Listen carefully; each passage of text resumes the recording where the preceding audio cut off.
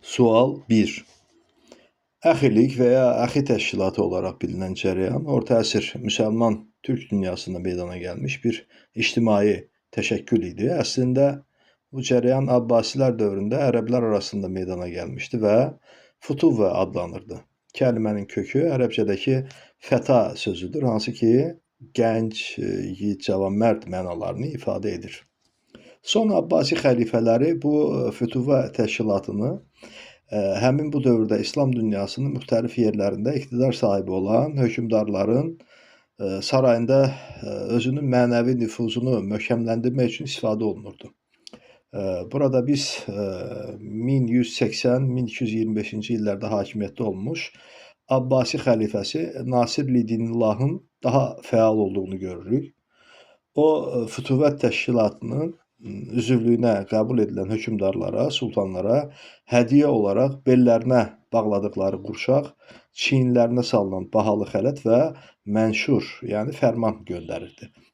Bu hədiyyələr hökmdara xəlifənin elçiləri tərəfindən xüsusi bir mərasimlə təqdim olunurdu.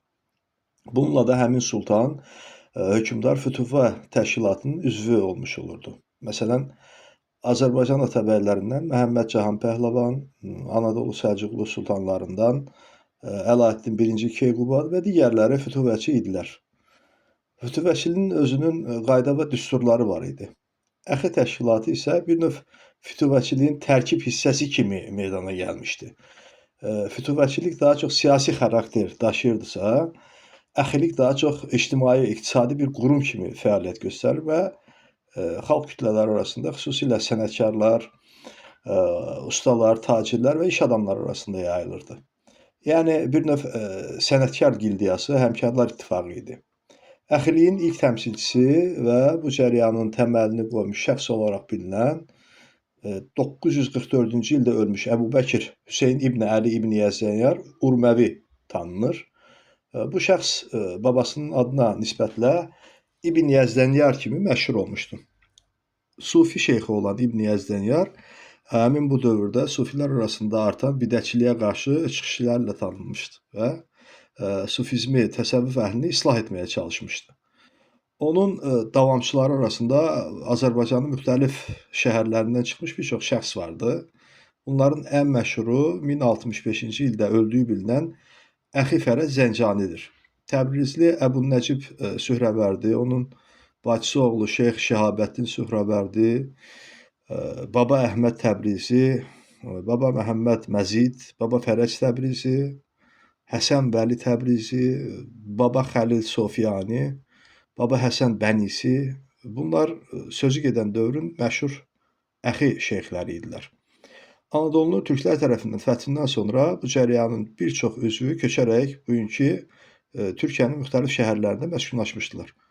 Bunların ən məşhuru da Anadolu əxilərinin lideri olaraq bilinən Nasirəddin Mahmud Xoyudur, hansı ki Əxi Əvrən adı ilə tanınır. Onun dabbaq, yəni dəri ustası olduğu bilinir.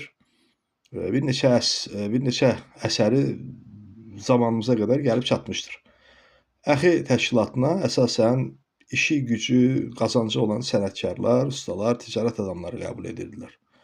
Bunların ianələri ilə toplanan büdcə xeyriyyə işlərində sərf olunurdu. Bəzən siyasi həyatda da aktiv rol oynadıqları görülüb, bəli. Məsələn, Anadolu Səlcuqlu dövlətinin zəif olduğu dövrlərdə Ankara şəhəri 1290-cı ildən 1354-cü ilə qədər Ankara əxiləri tərəfindən idarə olunub. Osmanlı hakimiyyətinin ilk illərində də bir sıra siyasi hadisələrə qarışdıqları bilinir. Anadolu Səlcuqlu dövlətinin Monqol dövlətinin vassallığını qəbul etməsinə etiraz olaraq da Monqol ağalığına qarşı üsyana qalxdıqları bilinir. Bu üsyan yatırılarkən liderləri Əxi Əvrən Mahmud Xoyu öldürülmüşdü. Yaxud 1409-cu ildə Təbriz mərkəz olmaqla Teymuri hakimiyyətinə qarşı qaldırılmış qiyama Şeyx Əxi Qəssab adlı bir şəxsin liderlik etdiyi bilinir. Qəssab yəqin ki, bunun peşəsinin adı idi. 1231-ci ildə və yaxud bunu nümunə olaraq göstərə bilərik, 1231-ci ildə Xarəmşah işğalına qarşı qaldırılmış Gəncə qiyamının lideri Usta Bəndər də buna nümunə göstərə bilərik. Sual 2. Çox səhv, yanlış, xətalı bir yanaşmadır. Yəni xor görülərək söylənərsə səhabəyə tənəyə qədər aparıb çıxara bilər bu fikir. Nə deməkdir? Yəni monarxiya, padşahlıq. Muaviyə radiyallahu anh və digər istər Əməvi xəlifələri, istər Abbasi xəlifələri İslam tarixində dərin və parlaq iz qoymuş insanlardır. Muaviyə radiyallahu anh İslam tarixində donanmanı quraraq ilk Konstantinopol səfərini təşkil etmiş bir şəxsdir. Düzdür, bu hərbi səfər nəticəsində Konstantinopol fəth edilmədi. Bu iş Osmanlı hökmdarı Sultan II. Mehmedə nəsib oldu, hansı ki Fatih Sultan Mehmed olaraq tanınır. Lakin niyə görə Muaviyə bunu etmişdi? Resulullah sallallahu aleyhi və səlləmin o tərifinə məsar olmaq üçün, Konstantinopolu fəth edən əmir və ordu haqqındakı övgü və tərifə layiq olmaq üçün bunu etmişdi. Eləcə də Əməvilərdən xəlifə Hişam və xəlifə Süleyman da Konstantinopola hərbi səfərlər təşkil etmişdilər.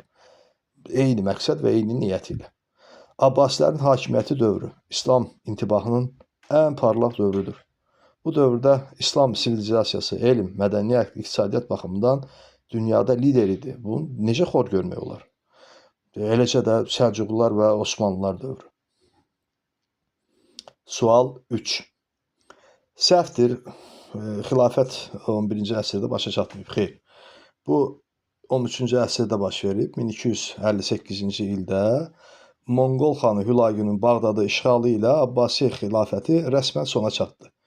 Baxmayaraq ki, bu nəslin bəzi nümayəndələri Misirdə xəlifəliyə davam etmişdilər. Sual 4. Bu da səhvdir. Osman Qazinin şəxsən əxi təşkilatının üzv olduğuna dair heç bir tarixi məlumat yoxdur. Sual 5.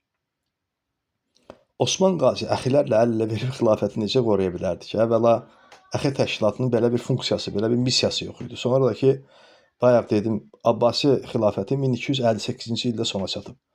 Osman Qazi isə dövlətinin 1299-cu ildə qurub, yəni 41 il sonra. Sual 6. Bu da səhvdir. Əvvəla o şəxsin adı Əbülfərəd Zəncani deyil, Əxi Fərəd Zəncanidir. Biraz əvvəl qeyd etdim. Əxi Fərəd Zəncani 1065-ci ildə ölüb. Osman Qazi isə 1299-cu ildə qurub Osmanlı dövlətini. Arada 200 ildən çox müddət var, yəni fərq var. Bu insanların görüşməsi belə mümkün deyil yəni. Sual 7. Səhvdir. Əxi Əvrən və Mahmud Xoyi eyni adamlardır. Yəni sizin təqdim etdiyiniz o videoda iki ayrı şəxs kimi təqdim olunur. Amma deyil. Əxi Əvrən Mahmud Xoyinin ləqəbidir. Azərbaycanda yaşamayıb, xeyr. Anadoluda yaşayıb. Əslən Azərbaycanın Xoy şəhərindəndir. Sual 8. Bu da yanlışdır. Əfədəddin Kirmani Əvhədiyyə adlı sufi təriqətinin şeyxidir. Mahmud Xoyinin müəllimlərindən biri olub. Əxiliklə bilinən bir əlaqəsi yoxdur. Sual 9. Burada da çox kobud bir səhvə yol verilir. Bu şəhər əfsanəsini təsdiq edici heç bir tarixi qeyd yoxdur mənbələrdə.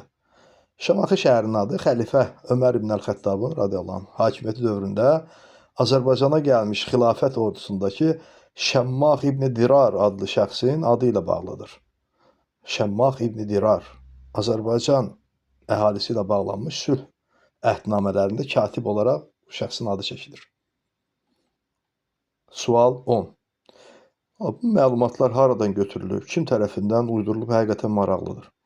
Deməli, Abbasqulova Bakıxanovun Gülüstan İram adlı əsərində Nizami Gəncəvinin güya Əxi Fərəd Zəncaninin müridlərindən biri olduğu qeyd olunub. Bu qeyd olunub deyə buradan Nizami əxi olub nəticəsini çıxarmaq lazımdır məyəm? Yəni Nizami əxi olub nəticəsini necə çıxarmaq olar buradan? Əvvəla Bakıxanov burada xətaya yol verib. Çünki Əxi Fərəd Zəncani 1065-ci ildə ölüb. Biraz əvvəl dedim.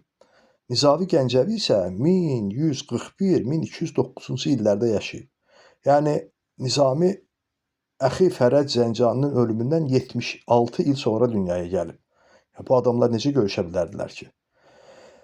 Məhsəti Gəncəvi isə qadın idi. Yəni, o əxi ola bilməz axı. Onun şəxsi həyatı haqqında tarixi qaynaqlarda çox az, cüzi məlumat var. Və bu məlumatlar da onun ölümündən 2-3 əsr sonra qələmə alınıb. Məhsətiyə aid edilən rübailərin həqiqətən onun tərəfindən yazıldığı belə dəqiq deyil. Sual 11. Karvansaraylar orta əsr müsəlman dünyasında əsasən dövlət tərəfindən tikilirdi. Zəngin tacirlər tərəfindən inşa edilmiş karvansaraylar da var idi.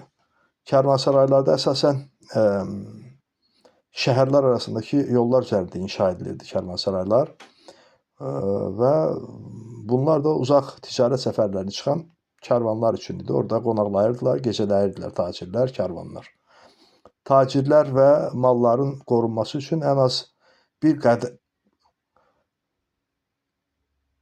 bir qala qədər möhkəm binaya ehtiyac vardı.